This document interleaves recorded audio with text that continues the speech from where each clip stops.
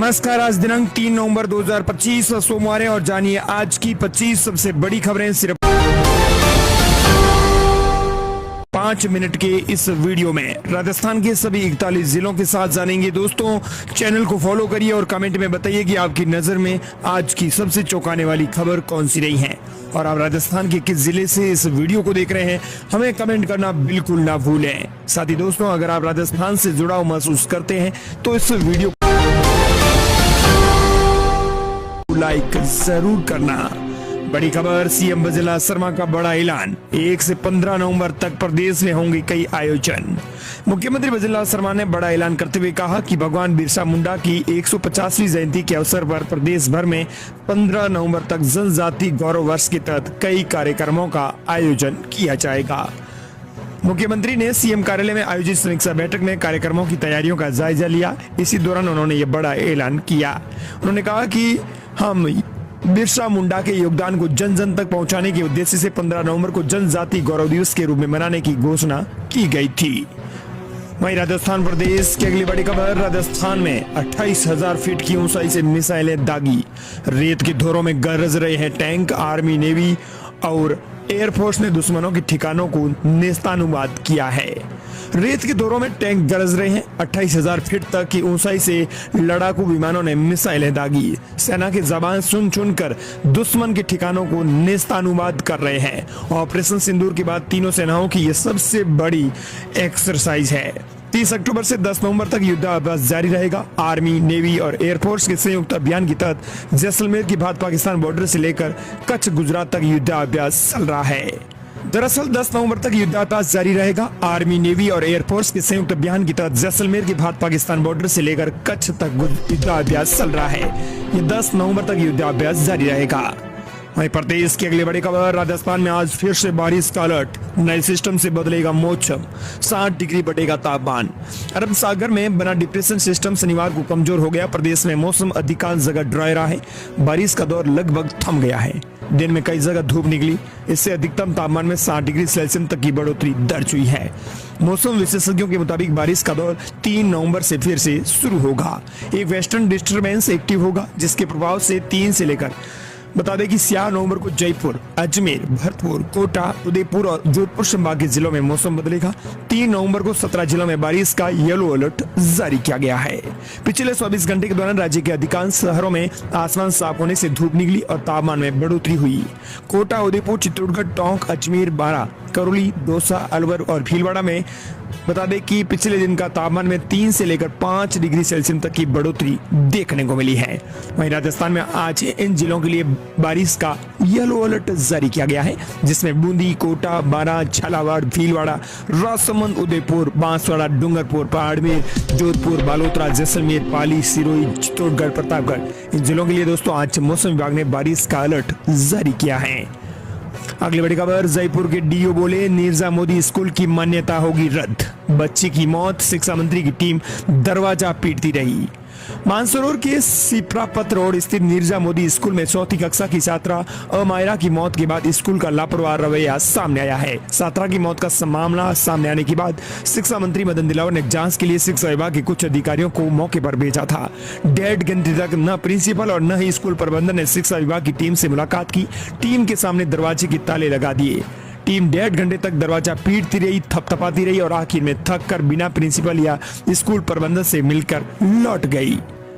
अब आपको बता दें कि शिक्षा विभाग के डीओ ने स्पष्ट कह दिया है कि नीरजा मोदी स्कूल की मान्यता रद्द की जाएगी।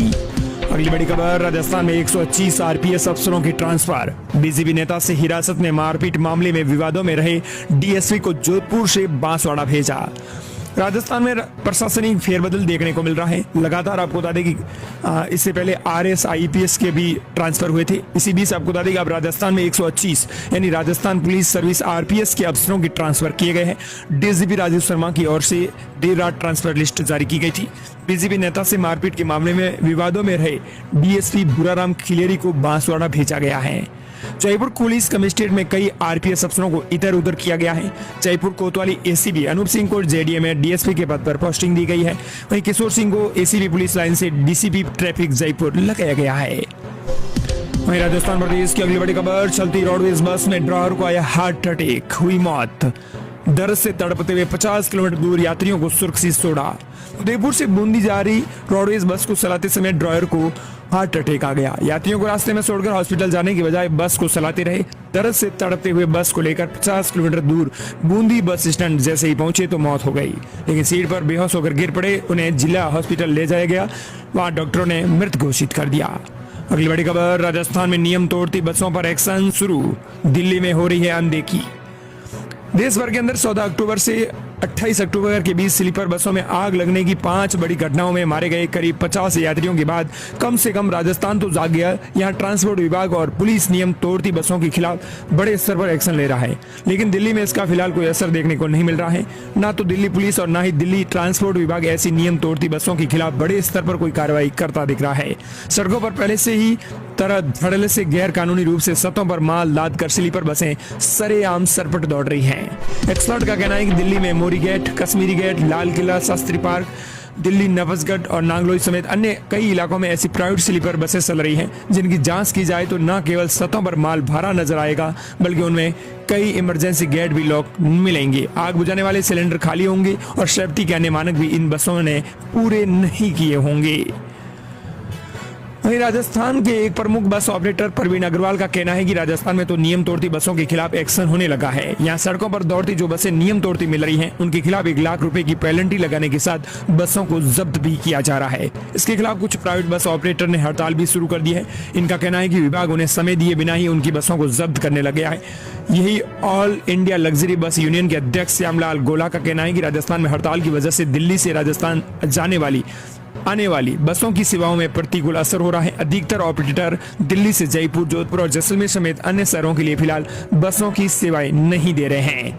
अगली बड़ी खबर, खाटू श्याम जी के जन्मदिन से नवंबर की शुरुआत, कोई वीआईपी नहीं। खाटू श्याम जी का बर्थडे सेलिब्रेशन 1 नवंबर को मनाया गया। देव उठनी एकादशी को मनाया जाएगा, लेकिन इससे पहले ही आपको बता दें कि विश्व प्रसिद्ध खाटू श्याम मंदिर में दर्शन कर स्वयं खाटू श्याम प्रभु के साथ जन्मोत्सव मनाने के लिए दूर दूर से भक्तों का आना शुरू हो चुका है और इसी भारी भीड़ को देखते हुए श्री श्याम कमेटी और श्री वीआईपी दर्शन की सुविधा को बंद कर दिया गया है। पहली बार ऐसा देखने को मिला है कि खाटू श्याम मंदिर में वीआईपी दर्शन को बंद कर दिया गया है, चाहे आपका कोई कितना ही खास क्यों ना हो। बंगाल, बिहार और उत्तर प्रदेश से आए लगभग 20 कुशल कारीगर रात दिन बाबा के दरबार को रंग बिरंगे फूलों और आकर्षक कृत्रिम फूल सजावट को संवार रहे हैं। अगली बड़ी खबर, नवंबर में ज्यादा देना होगा बिजली का बिल, अक्टूबर के बिल के साथ वसूली जाएगी धनराशि। दरअसल आपको बता दें कि नवंबर का बिल इस समय उपभोक्ताओं पर भारी पड़ेगा क्योंकि बिजली उपभोक्ताओं को अधिक बिल देना होगा। अगस्त के फ्यूल सरचार्ज के चलते 3.45 करोड़ उपभोक्ताओं को नवंबर में 1.83% अधिक बिल आएगा। बिजली कंपनियां उपभोक्ताओं से 82.11 करोड़ रुपए अतिरिक्त वसूलेंगी। ट्रैफिक निर्धारण के कारण दरों में वृद्धि की संभावना है। उपभोक्ता परिषद ने इस वसूली का विरोध किया है क्योंकि उपभोक्ताओं का कंपनियों पर पहले से ही सरप्लस है। अगली बड़ी खबर, राजस्थान के जिले के युवाओं में विदेश जाने की दीवानगी, हर साल बन रहे हैं 20,000 पासपोर्ट। पंजाब की सीमा से सटे एक इलाके में अब युवाओं के सपनों की उड़ान 7 समंदर पार जा रही है। यहाँ के युवाओं में विदेश जाकर बसने की चाह इतनी बढ़ गई है कि हर साल करीब 20,000 पासपोर्ट आवेदन आ रहे हैं। इनमें से 90% युवा वर्ग की है। श्री गंगानगर के गांवों में अगर किसी घर के बाहर कोई नई कार खड़ी है या किसी मकान पर ताजा पेंट चमक रहा है तो लोग फौरन कह देते हैं कि विदेश में बेटा अच्छा कमा रहा होगा। प्रदेश की चमकती गलियों का खुमार यहाँ के युवाओं पर इस कदर चढ़ा है कि अब पढ़ाई खत्म करते ही पासपोर्ट और वीजा सेंटर की कतार में लगना जैसा एक नया करियर रूटीन बन गया है। सपना नहीं, सेट लाइफ की दिशा में ये कदम उठा रहे हैं। अगली बड़ी खबर, स्लीपर बसों की हड़ताल का अगला दिन। All Rajasthan contract carriage bus operators association द्वारा शुरू की गई स्लीपर बसों की हड़ताल का लगातार तीसरा दिन है। इस हड़ताल में प्रदेश भर की करीब 8,000 स्लीपर बसें शामिल हैं, जिसके चलते यात्रियों को भारी परेशानी का सामना करना पड़ रहा है। जैसलमेर व जयपुर में बस हादसों के बाद परिवहन विभाग की ओर से बसों के खिलाफ लगातार कार्रवाई को अंजाम दिया जा रहा है, जिसके बाद स्लीपर बस संचालकों की ओर से गुजरात सरकार के खिलाफ मोर्चा खोल दिया गया है। प्रदेश भर में स्लीपर बसों का चक्का जाम है। सरकार पर मांगे न मानने को लेकर दबाव बनाने का प्रयास किया जा रहा है। कहा गया है कि 2 दिन का समय सरकार के पास है, इसके बाद स्टेज कैरियर बसें भी हड़ताल में शामिल हो जाएंगी। लेकिन गुजरात सरकार क्यों स्लीपर बस संचालकों की हड़ताल से प्रभावित नहीं हो रही है? अगर करीब 8,000 स्लीपर बसें राजस्थान की हैं तो सरकार पर दबाव क्यों नहीं बन पा रहा है? लेकिन हकीकत यह है कि इनमें से अधिकांश स्लीपर बसों का राजस्थान से कोई लेना देना नहीं है। लेकिन गुजरात सरकार स्लीपर बस संचालकों की हड़ताल से प्रभावित नहीं हो रही है। स्लीपर बस मोटर संचालक अपनी बसों को ज्यादातर रजिस्ट्रेशन अरुणाचल प्रदेश, नागालैंड, मध्य प्रदेश और अन्य राज्यों में कराते हैं। दूसरे राज्यों में होम टैक्स जमा कराकर बसों को चलाते हैं। इसका कारण यह है कि राजस्थान में महीने का टैक्स करीब 40,000 रुपए है, जबकि दूसरे राज्यों में यह टैक्स बहुत कम है। वहाँ मासिक टैक्स 8,000 से 15,000 रुपए तक है। वहीं राजस्थान प्रदेश की अगली बड़ी खबर, राजस्थान पुलिस का ऑपरेशन चक्रव्यूह, 5 करोड़ रुपए के ड्रग्स बरामद, 3 तस्कर नामजद। राजस्थान के प्रतापगढ़ जिले में चल रहे ऑपरेशन चक्रव्यूह के तहत पुलिस को बड़ी सफलता मिली है। हथुनिया थाना पुलिस और डीएसटी टीम ने संयुक्त कार्रवाई को अंजाम देते हुए नाकाबंदी के दौरान एक तस्कर को गिरफ्तार कर उससे करीब 5 करोड़ कीमत की 2 किलो एमडी को बरामद कर लिया है।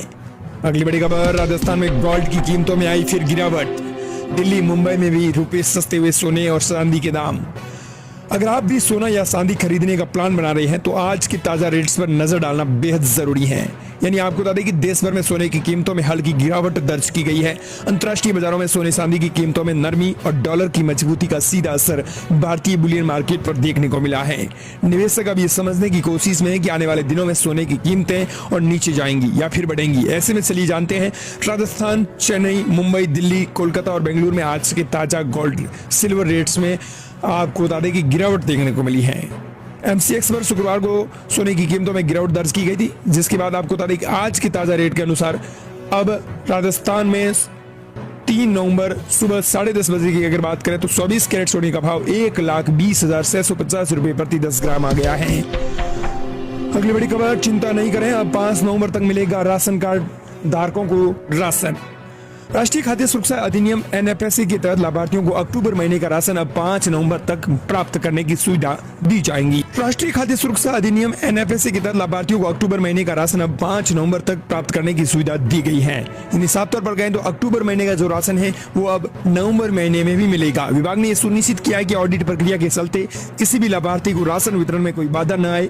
उचित मूल्य की दुकानों पर अक्टूबर महीने का राशन अब 5 नवंबर तक वितरण किया जाएगा। विभाग की ओर से सभी जिला अधिकारियों को इस संबंध में निर्देश जारी कर दिए गए हैं और वे सुनिश्चित करें कि लाभार्थियों को निर्धारित समय सीमा के अंदर राशन है वो दिया जाए और किसी प्रकार की कोई शिकायत सामने नहीं आए। अगली बड़ी खबर, राजस्थान के शिक्षा मंत्री मदन दिलावर ने कहा परिणाम भुगतेंगे जांच बाधित करने वाले।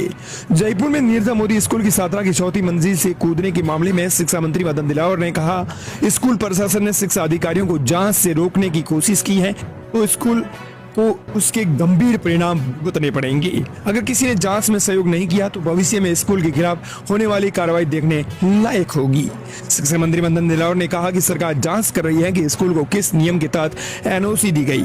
वहीं सीबीएसई ने भी उसे मान्यता किस आधार पर दी है, इस पर भी जांच का विषय है।